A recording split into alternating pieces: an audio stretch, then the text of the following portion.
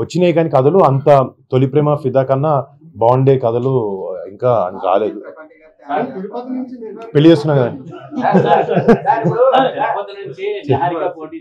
ఎవరండి? మా చెల్లి నిన్నే యాక్టింగ్ అదంతా ఏదో సోషల్ మీడియాలో సగం చెప్తారు.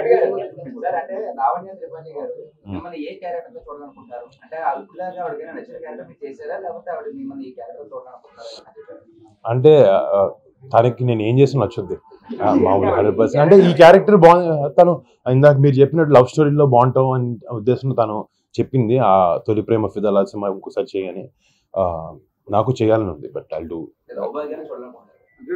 తను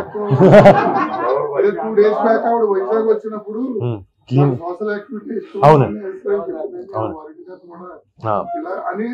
చెప్పింది ఏదండి అది క్వశ్చన్ దాంట్లో నుంచి వచ్చింది.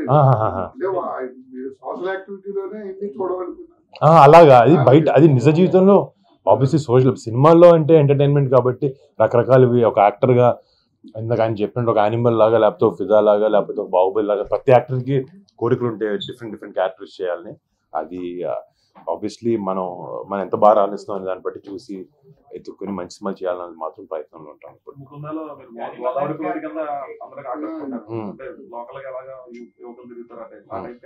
ఇప్పుడు మట్కా అనే సినిమాలో వైజాగ్ బేస్ సినిమా మొత్తం అంటే మన సైడ్ సినిమా అది కొంచెం డిఫరెంట్ కాన్సెప్ట్ లో ఉండబోతుంది.